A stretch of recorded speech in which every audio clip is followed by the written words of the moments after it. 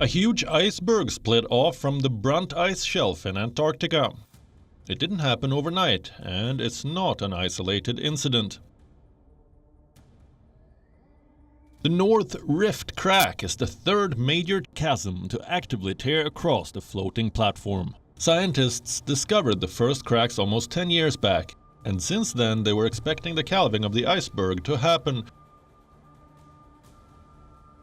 At 490 square miles, the berg is bigger than New York City, which is 302 square miles, or Mumbai, that is 233 square miles. What visuals come to your mind when you think of ice melting or breaking away? Is it something like this? These visuals show an enormous sheet of ice breaking away from the shoreline of Lake Michigan, one of the 5 Great Lakes of North America, in February. It started with a crack. Soon, a large sheet of ice was pulling away from Chicago. Ice on the Great Lakes and other waterways is on the move. In Antarctica, the new mega iceberg is expected to either move away or run aground not far from the Brunt ice shelf. Radar satellites got their first good look at it. The berg is moving away from the ice shelf. The Brunt ice shelf is the location of British Antarctic Survey's Halley Research Station. BAS glaciologists who have been expecting a big calving event for at least a decade say that the research station is unlikely to be affected by the current calving. The 12-person team working at the station left mid-February, and the station is now closed for the Antarctic winter. This isn't the first time Antarctica has lost a giant iceberg, and it didn't set any records for size. In 2017, a large section of the Larsen Sea Shelf broke away in July 2017 to form an iceberg known as A68. A68 is roughly the size of the US state of Delaware or the Indonesian island of Bali. It poses a large threat to the region's wildlife and marine biodiversity. And behind me is Iceberg A68p. Iceberg A68 has broken into lots of bits. A68p is the most recent one that's been named, and even though it's no longer nearly as big as it was, it's still about 100 square kilometers. We're here to study the effect of the iceberg on the ocean and ecosystem around South Georgia. The West Antarctic Peninsula is one of the fastest warming areas on Earth, but the East Antarctic ice shelf was considered more secure because it occupies the frigid South Pole. But now experts say the East Antarctic ice shelf too is more vulnerable to warming than once believed. In the 1980s, Antarctica lost 40 billion tons of ice annually. In the last decade, that number jumped to an average of 252 billion tons per year.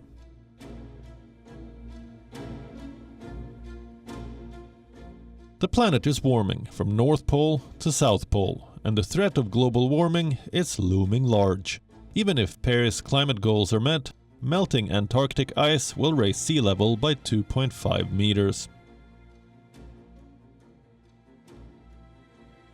Holding 90% of the planet's freshwater ice, Antarctica plays a major role in Earth's oceanic and atmospheric systems. And it's important to save the region before it's too late.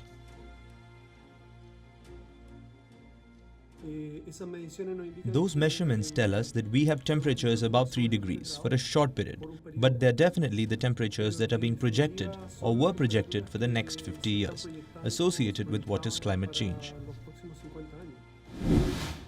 More and more countries are heading towards this wide continent for various kinds of scientific expeditions. There's been a steady increase in the number of tourists to this polar cap over the last 20 years. Though there are strict policies in place to cause no damage to its pristine environment, humans have managed to leave their footprint. These images reveal the shocking story. Vessels disturbing wildlife, ships discharging sewage into water, visitors leaving all kinds of rubbish. overhunting of fish in the region, Antarctica's environment and wildlife have been adversely impacted by people. The warning signs are loud and clear. It's time to protect Antarctica and its unique biodiversity.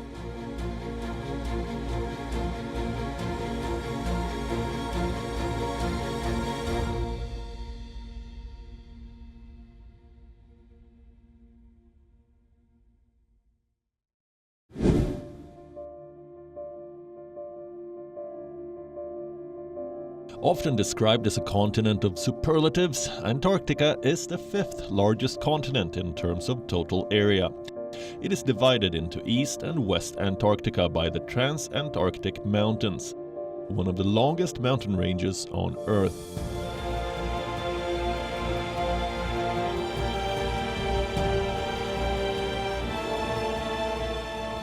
While East Antarctica is largely composed of a high ice-covered plateau, West Antarctica is mostly an ice sheet covering an archipelago of mountainous islands.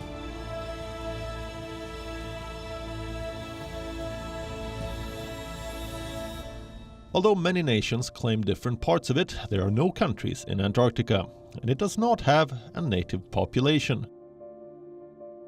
It's only been 200 years since Antarctica was discovered, but theories of a vast landmass in the far south that would balance out the land in the northern hemisphere existed in the 1st century. They call it Terra Australis Incognita.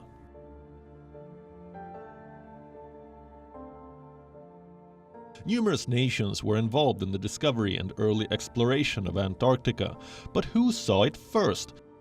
Most attributed to a Russian expedition on January 27, 1820. 3 days later, a British one also spotted it. The race to find Antarctica sparked another competition. This one was to find the South Pole.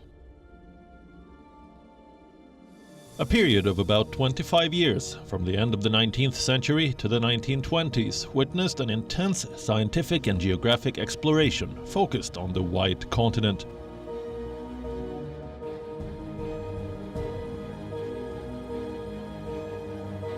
Norwegian explorer Roald Amundsen eventually found the South Pole on December 14, 1911. Even during World War II, the race was in full swing. In 1943, the British government launched a top-secret expedition, codenamed Operation Tabarin. It was launched under the pretense of patrolling the Antarctic from German commerce raiders and U-boats, and to gather meteorological data for Allied shipping in the South Atlantic.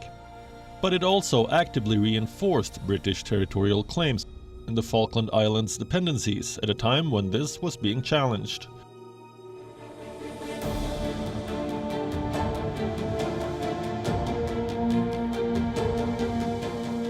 By the 1950s, improved technology allowed greater access to the continent. Gradually, several countries set up their scientific stations and territorial claims started. To put an end to this, 12 countries signed the Antarctic Treaty in 1959. Argentina, Australia, Belgium, Chile, France, Japan, New Zealand, Norway, South Africa, the Soviet Union, the United Kingdom, and the United States. The treaty stipulates that Antarctica should be used exclusively for peaceful purposes. Military activities, such as the establishment of military bases or weapons testing, are specifically prohibited. It guarantees continued freedom to conduct scientific research and promotes international scientific cooperation, including the exchange of research plans and personnel. Today, between 1,000 and 5,000 people of various nationalities reside at research stations scattered across the continent. The treaty now has 54 signatories, and membership continues to grow. India too launched its expedition to Antarctica in 1981. The Indian Antarctic program gained global acceptance with India's signing of the Antarctic Treaty and subsequent construction of the Dakshin Gangotri Antarctic Research Base in 1983. It was superseded by the Maitri Base from 1989. The newest base commissioned in 2012 is Bharati, constructed out of 134 shipping containers. India has carried out atmospheric, biological, earth, chemical and medical sciences studies in the past 39 expeditions. And in January this year, the 40th Indian scientific expedition to Antarctica departed for the South Pole from Mormugao Port, Goa, with 43 members on board. The 40th team had to take precautionary steps to avoid contraction and spread of the coronavirus disease on board the expedition vessel.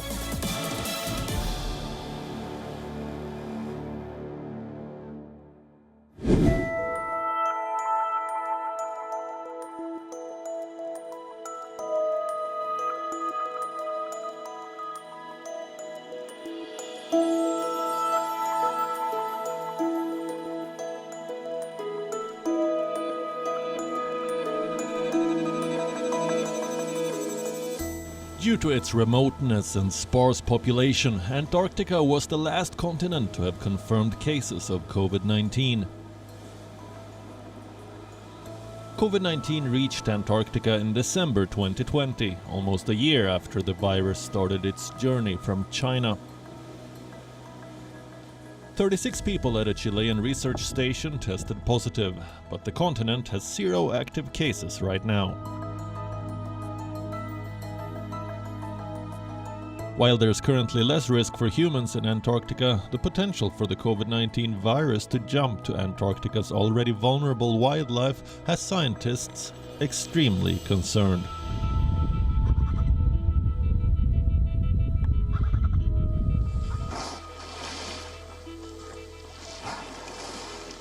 In other parts of the world, mink, cats, civets and dogs have been found to be susceptible to COVID-19.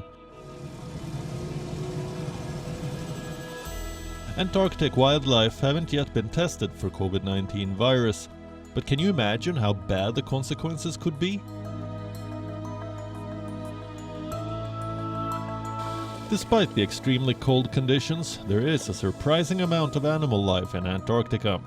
It is home to 100 million flying seabirds, 45% of the world's penguin species, 50% of the world's seal populations and 17% of the world's whale and dolphin species.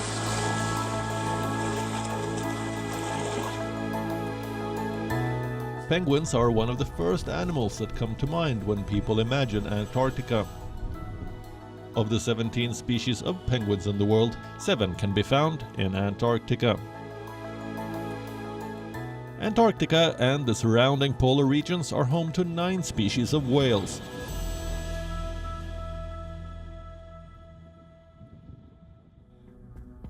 Seals and sea lions are one of the few groups of marine mammals that live in the Antarctic. 6 different species of seal live in Antarctic waters. They are carnivores and eat fish, squid or krill. During certain times of the year, Antarctic krill congregate in swarms, so dense and widespread that they can be seen from space. Krill are small crustaceans and they play an important role in the aquatic food chain. Their population has declined by 80% since the 1970s and has ecologists worried. Hundreds of fungi species have been found around Antarctica, and some parts of the continent are green due to blooms of algae living on the snow. In mid-February this year, a group of scientists stumbled upon life under 3,000 feet of ice in Antarctica. The creatures were found attached to a boulder in the Arctic seas under the Filchner-Ronne ice shelf. They were drilling through the ice sheet to collect samples from the seafloor.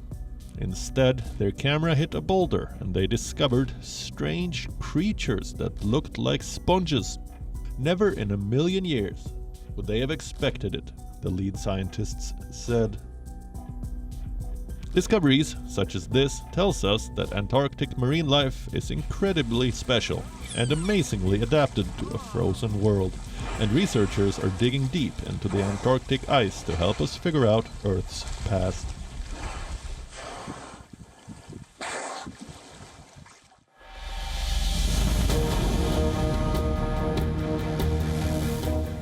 When you you think of the word desert, what picture comes to your mind?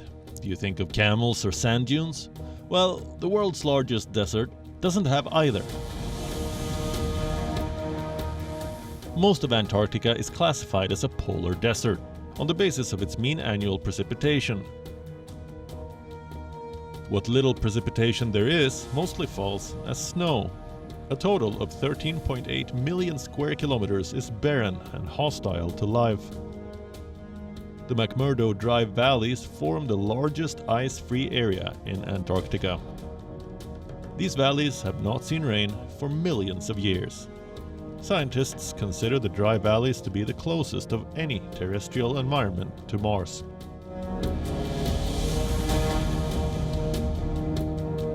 Tourism in Antarctica started around the 1950s, starting out with a few hundred visitors annually to over 38,000 per year in 2015 to 2016.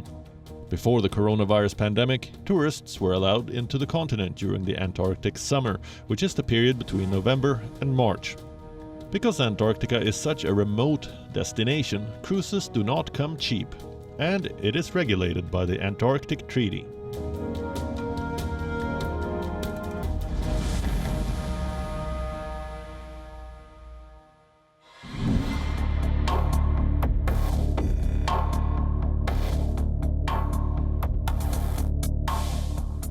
Though tourism is halted right now because of COVID-19, experts believe that it may severely impact the Antarctic wildlife. There's always a fear that visitors can accidentally bring in insects or seeds on boots, clothes, in food, or through cargo that can affect the biodiversity of the region.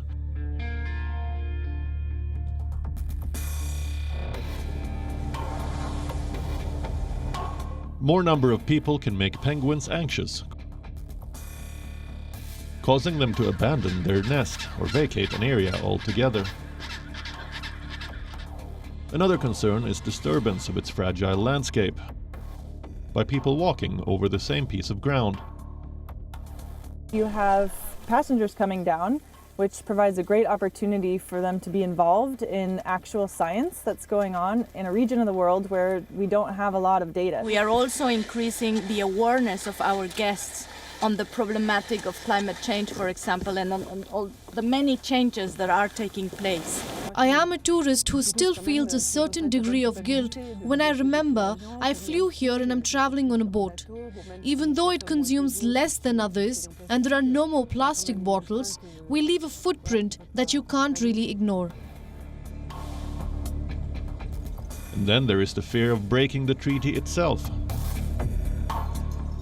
For instance, commercial mining is completely banned under the environmental protocol. There are known reserves of oil and coal, as well as mineral deposits in Antarctica. Mining companies have already started campaigning hard to have the ban lifted, while conservationists oppose the move. But for now, climate change remains its biggest threat.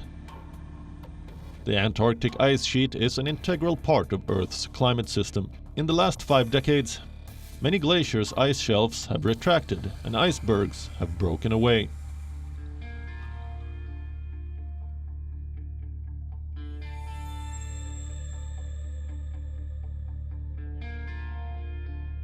The Southern Ocean, also called the Antarctic Ocean, is an ocean like no other.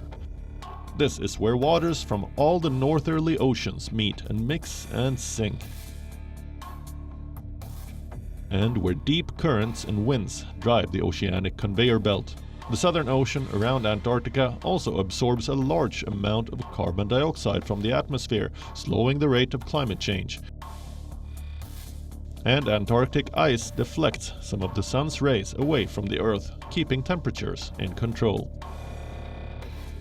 Experts believe if global warming is allowed to continue unchecked, Antarctica will pass a point of no return. What impact will this cataclysmic melting have on the planet humans call home? We cannot even begin to fathom.